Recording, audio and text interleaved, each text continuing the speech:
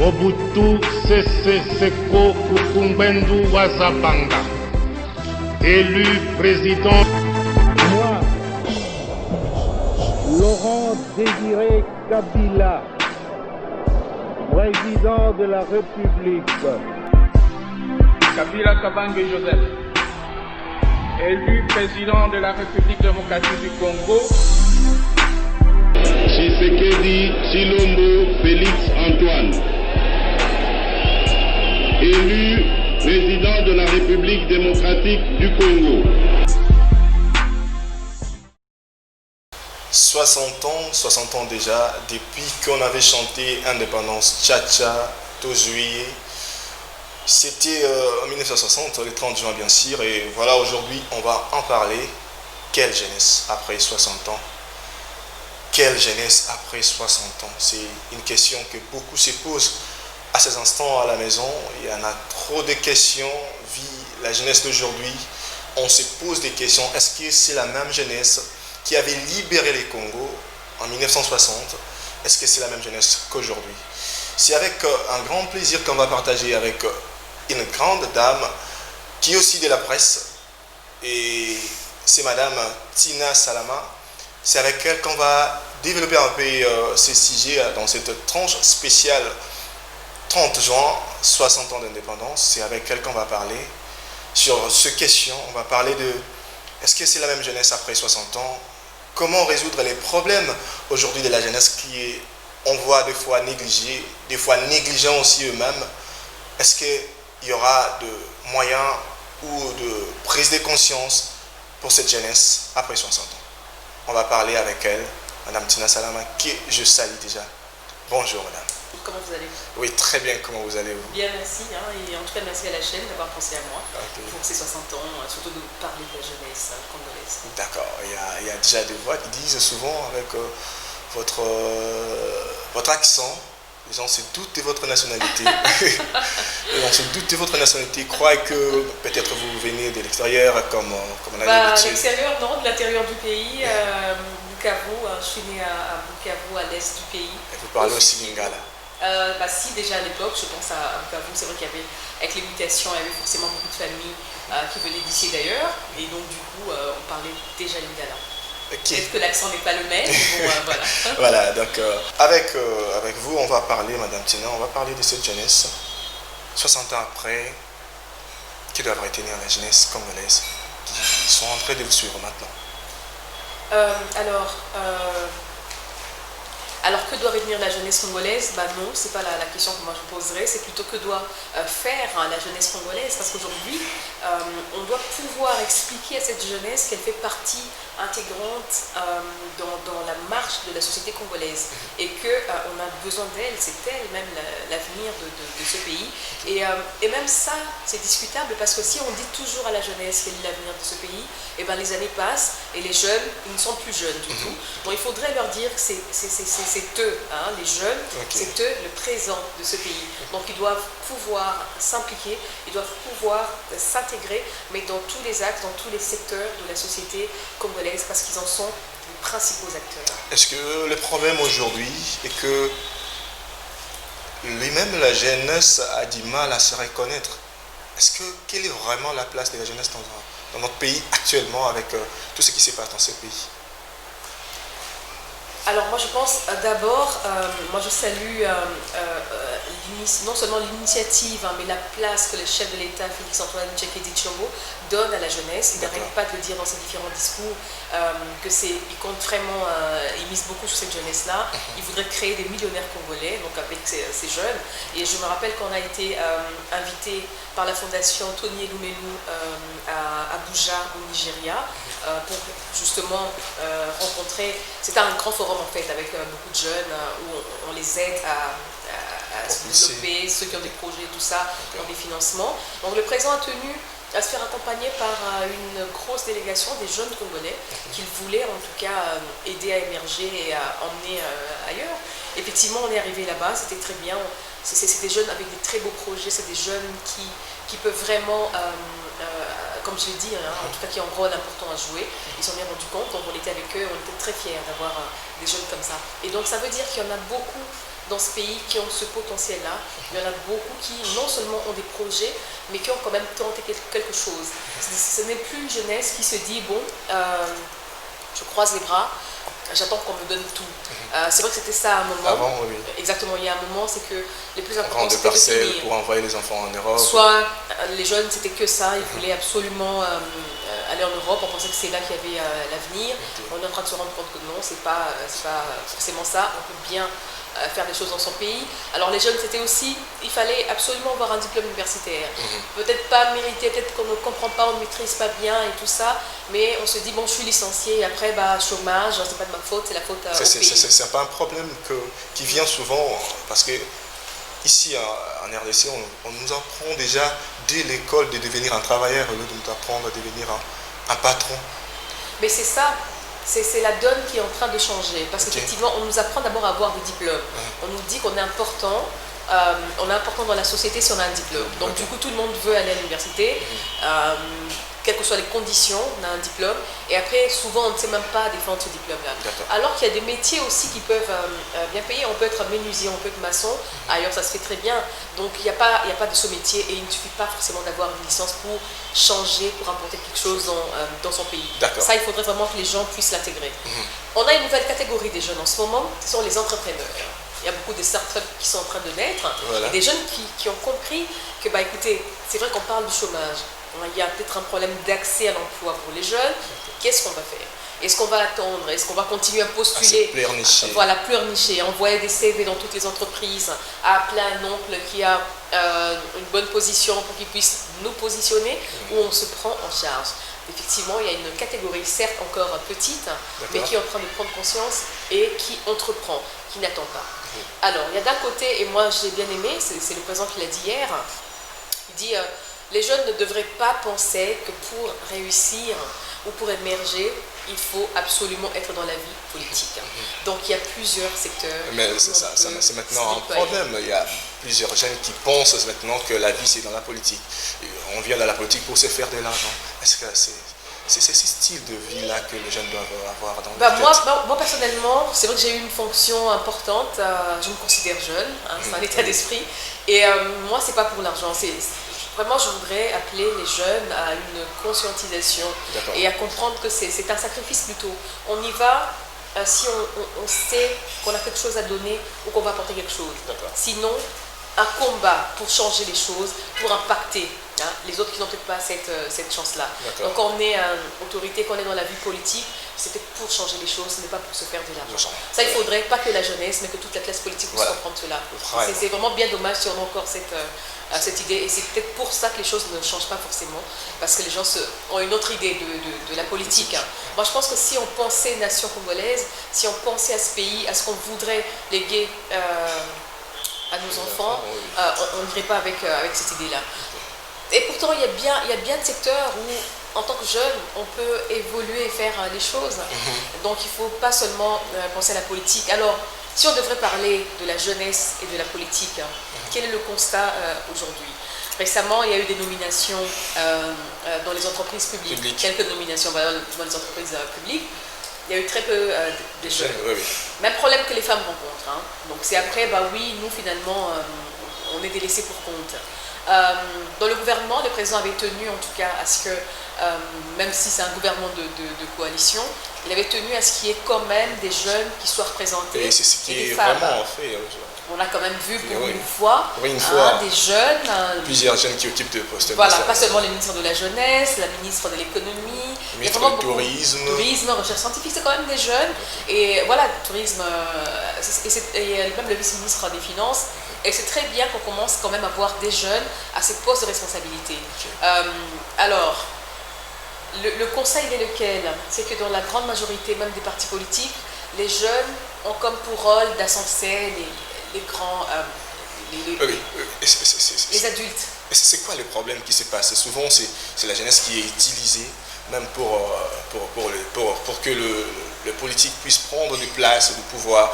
Ils utilisent la jeunesse, mais comment est-ce qu'on peut résoudre ce problème-là avec la jeunesse? La jeunesse qui est manipulée aujourd'hui, facilement manipulée. Alors, Alors, la jeunesse, elle est manipulée.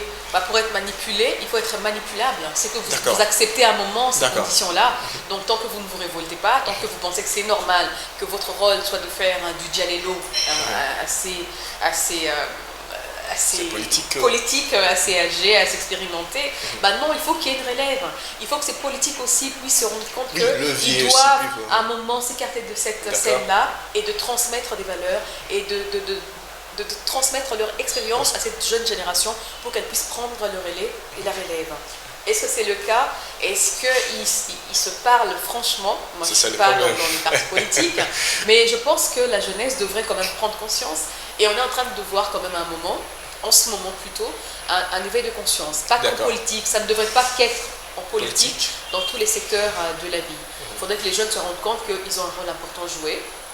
Alors, soit vous les voyez, comme je l'ai dit, soit militants, soit derrière les hommes politiques. Ils sont là pour leur t-shirt et tout ça, mais après, c'est eux qui vont aller voter. Ils font la campagne. Soit ce sont des conseillers, tout simplement, des gens qui ont des positions très bien. Ils sont conseillers parce qu'ils ont des bonnes idées, ils sont intelligents, mais ils sont dans l'ombre. Voilà, soit pas encore le beau rôle, mais vraiment qu'on voudrait confier ou voir les jeunes. Et donc, c'est un éveil de conscience qui est timide, qu'on est en train de voir, les jeunes qui disent non, ça suffit, on veut que ça puisse changer, mais voilà, le chemin est encore long et je pense que c'est tout le monde qui devrait pouvoir s'impliquer pour que ça change. Voilà, merci. 60 ans après, déjà, qu'est-ce que vous trouvez, selon l'histoire, de positif par rapport à la jeunesse de 1960 et celle d'aujourd'hui? Alors comme je l'ai dit, regardez par exemple, on ne peut pas parler de l'indépendance sans parler du héros national, Patrice Emery Lumumba. Alors Lumumba, il était très jeune. Lumumba, quand il a commencé son combat, il était très sûr de lui, de ce qu'il faisait, et tout ça, et de ce qu'il voulait pour ce pays. Il était très jeune, Lumumba. Il n'a jamais atteint 40 ans. Il n'est pas les seuls.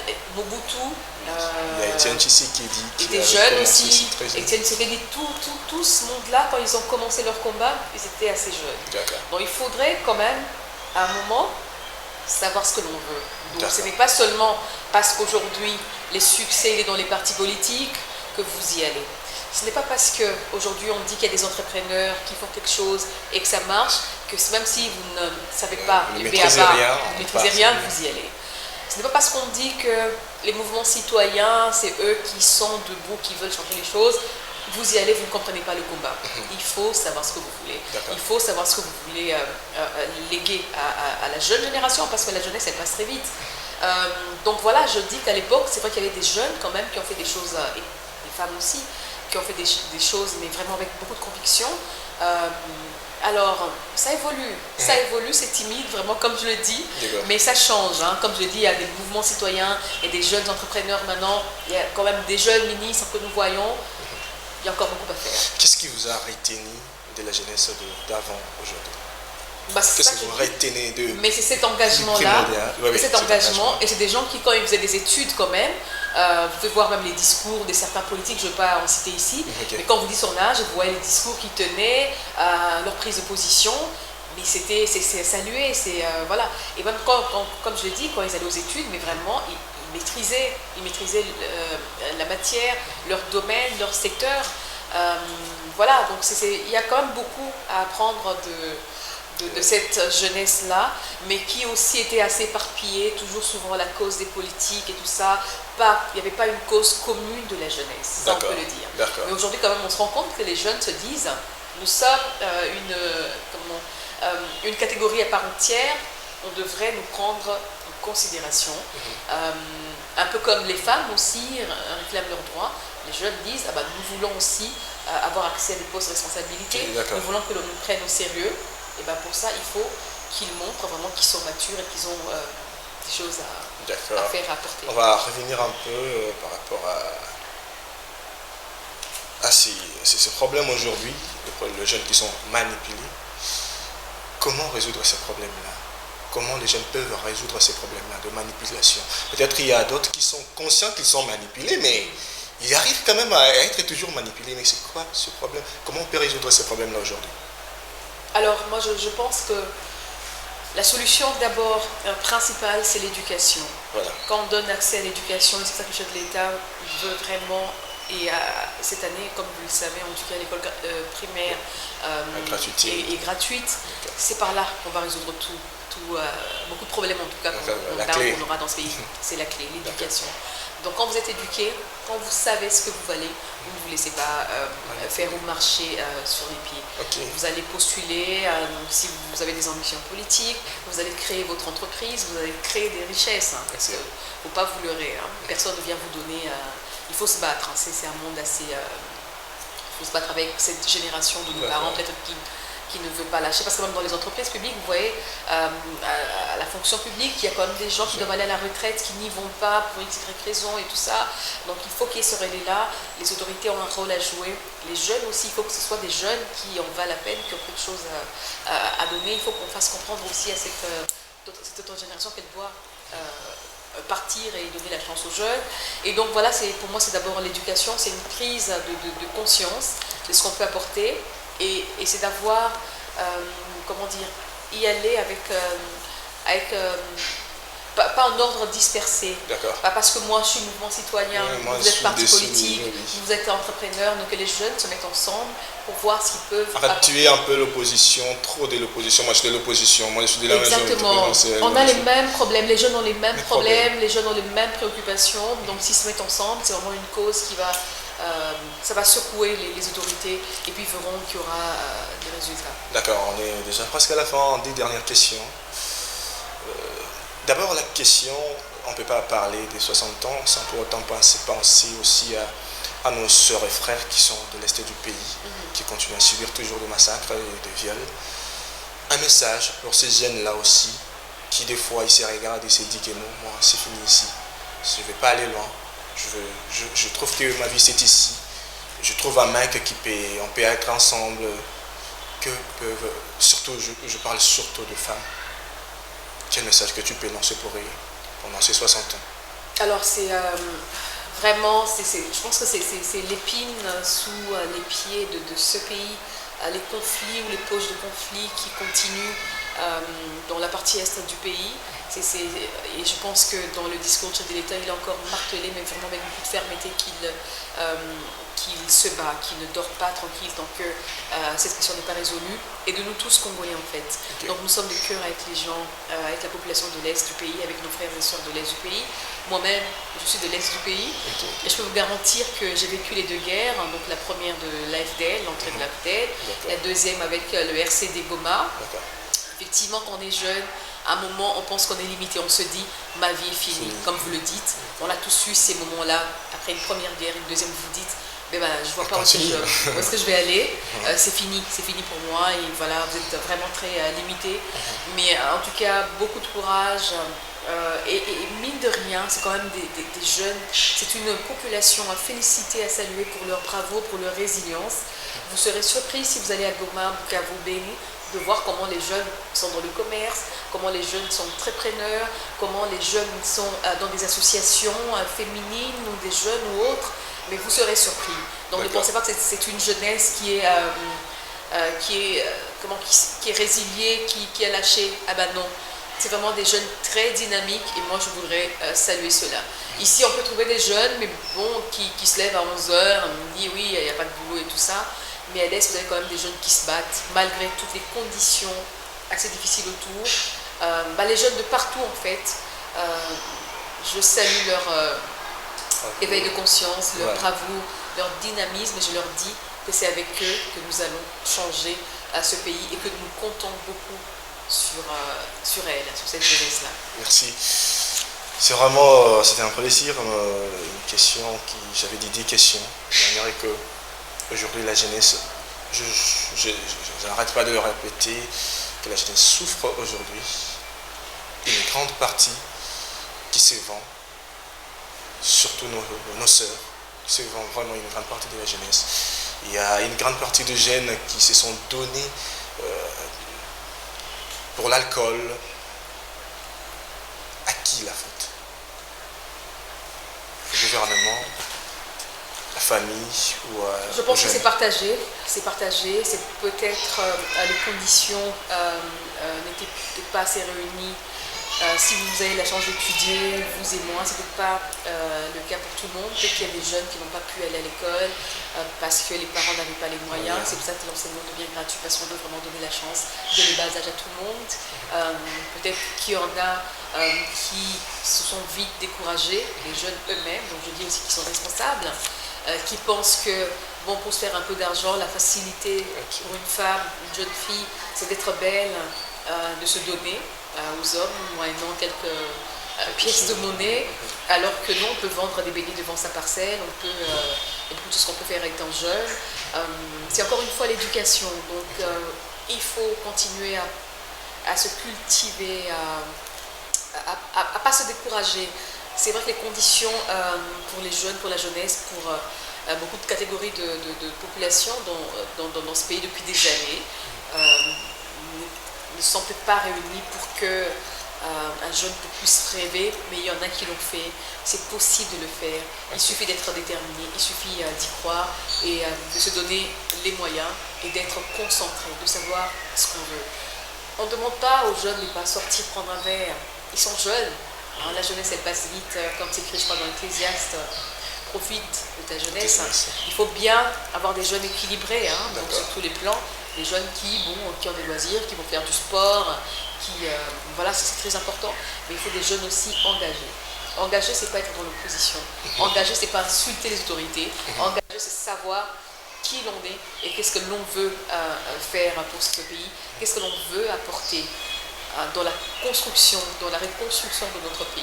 C'est ça la jeunesse dont nous voulons dans ce pays et nous encourageons vraiment les jeunes à pouvoir comprendre cela et à venir pour que nous puissions aller de l'avant. Merci beaucoup, Madame Tina Salama. C'était un plaisir de vous avoir pour ces 60 ans d'indépendance. On était avec Madame Tina Salama, une grande dame. Elle est aussi jeune, elle nous a parlé, elle nous a inspiré vraiment aujourd'hui encore. Merci beaucoup, Madame Tina. Et merci à vous qui étiez branchés pendant ce moment. Je suis très ravi de vous avoir nombreux de partout, ailleurs, ici à Kinshasa, en RDC, partout. Merci pour votre attention à notre tranche spéciale 60 ans d'indépendance, dont je suis déjà à la fin. Et on a un geste qu'on fait, Madame Tina, à la fin. Vous allez mettre votre main droite comme si on chantait l'hymne national. Et vous allez regarder la caméra. Si vous étiez une maîtresse, c'était à vous d'écouter la jeunesse 60 ans après. Sur 10, vous allez donner combien? On évolue très bien, 6. Il y a encore beaucoup à faire. Merci beaucoup, Madame Tina. Et voilà, c'était là. Merci à vous. On se retrouve très prochainement. Merci.